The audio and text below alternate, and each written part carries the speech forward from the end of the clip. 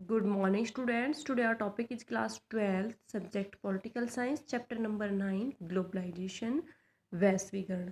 आज इस चैप्टर में जो हम टॉपिक करने वाले हैं वो वैश्वीकरण का अर्थ, परिभाषा, सिद्धांतों के बारे में यहाँ पे हम वर्णन करेंगे।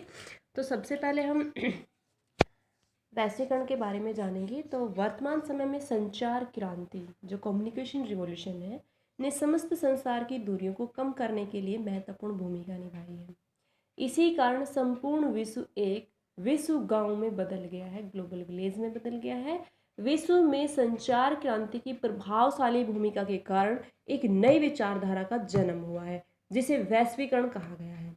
वैश्वीकरण और लोक प्रशासन का परस्पर गहरा संबंध है क्योंकि दोनों एक दूसरे को प्रभावित करती हैं। अब वैश्वीकरण की अर्थ परिभाषा के बारे में बात करें तो वैश्वीकरण विश्वव्यापीकरण या भूमंडलीकरण एक रोमांचक शब्द है जो कि अर्थव्यवस्था की बाजारीकरण से संबंधित है। यह शब्द व्यापार के अवसरों की जीवंतता एवं उसके विस्तार का द्योतक है। वैश्वीकरण की अवधारणा को विचारकों में निम्न प्रकार से परिभाषित किया जा सकता है, जैसे कि मैं रॉबर्टन के अनुसार आपको बताऊं तो वैश्वीकरण विश्व की एक एकीकरण की चेतना के प्रबलीकरण से संबंधित अवधारणा है। एंथ्रेसी गिडेंस के अनुसार बताएं तो वैश्वीकरण से अभिप्राय विश्वव्यापी संबंधों के प्रबल करने से है। अब यहाँ पे हम इसके वैश्वीकरण के अंगों के बारे में बात करें तो विद्वानों के मत अनुसार वैश्वीकरण के 4 प्रमुख अंग बताए हैं। पहला जो है वो ट्रेड बैरियर्स का है, सेकंड जो टेक्नोलॉजी का है, थर्ड कैपिटल का है, फोर्थ लेबर का है। तो जो हमारा ट्रेड बैरियर्स है व्यापक अवरोधक को कम कराना, ताकि यानी कि उसका कार्य भी है, ये 4 अंग तो हैं ही, trade barriers, technology, capital and labour. इसके साथ साथ उसके प्रमुख कार्य भी हैं, जैसे व्यापार अवरोधक को कम करना ताकि विभिन्न देशों में वस्तुओं का निर्बाध रूप से आदान प्रदान हो सके। पॉइंट 2, ऐसी परिस्थितियां पैदा करना जिससे विभिन्न देशों में तकनीक का बरोक टोक प्रवाह हो सके, यानी कि टेक्नोलॉजी जो मैंने बताया था, तकनीक का प्रवाह हो सके, एक देश से दूसरे देश में उसका ट्रांसफर हो सके। पॉइंट 3, ऐसा वातावरण तैयार करना चाहिए जिनमें या जिससे विभिन्न देशों में पूंजी का प्रवाह स्वतंत्र रूप से हो सके। पॉइंट 4, ऐसा वातावरण तैयार करना चाहिए जिससे श्रम का निर्बाध रूप से प्रवाह हो सके, यानी कि एक क्षेत्र से दूसरे क्षेत्र में ट्रेड बैरियर्स को हटा देना चाहिए। टेक्नोलॉजी, कैपिटल और लेबर का एक क्षेत्र से दूसरे क्षेत्र में जिस चीज़ की कमी है उसकी पूर्ति करनी चाहिए। विशेष रूप से विकसित देशों के समर्थक और विचार को वैश्वीकरण का अर्थ निर्बाध व्यापार प्रवाह, निर्बाध पूंजी प्रवाह, निर्बाध तकनीकी प्रवाह तक सीमित कर देते हैं। परंतु विकासशील देशों के समर्थकों का विचार मानना है या उनके विचारकों का मानना है कि यदि समूचे विश्व को सार्वभौम ग्राम में परिभाषित करना है तो श्रम के निर्बाध प्रवाह की अपेक्षा नहीं की जाती है।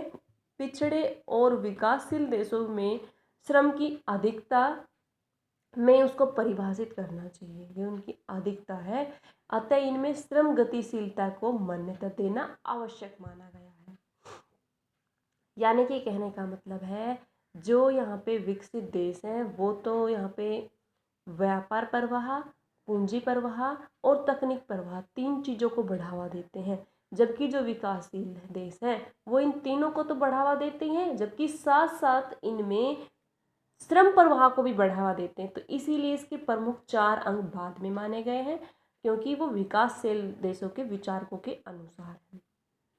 अब वैश्वीकरण के यहाँ पे निर्देशक कुछ सिद्धांत है, तो वो कौन कौन से सिद्धांत यहाँ पे बताए गए थे। तो प्रत्येक देश अपने हितों के अनुरूप व्यापार नीति अपनाता है, इससे संरक्षणवादी नीति सामने आती है और निर्बाध व्यापार नहीं हो पाता है। सभी देशों की अर्थव्यवस्था एक ही धारा में स्वतंत्रता पूर्वक प्रभावित हो, इसके लिए वैश्वीकरण को या फिर इसके लिए वैश्वीकरण को ही अपनाया गया है। वैश्वीकरण के लक्ष्य को प्राप्त करने के लिए अंतर्राष्ट्रीय व्यापारीय एवं वित्तीय संस्थाओं द्वारा कुछ निर्देशक सिद्धांत एवं कार्यक्रम अपनाए जाते हैं।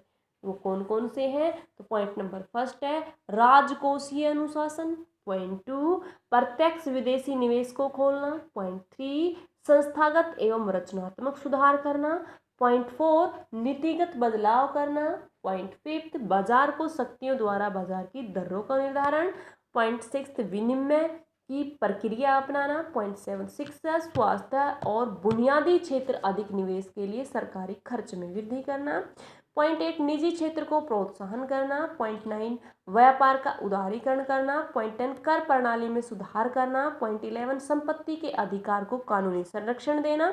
पॉइंट नंबर 12 पारदर्शिता। पॉइंट 13 प्रतियोगिता विनिमय दर। पॉइंट 14 अंतर्राष्ट्रीय संस्थाओं के निर्देशों का पालन करना। एंड पॉइंट नंबर 15 अंतर्राष्ट्रीय सहयोग देना।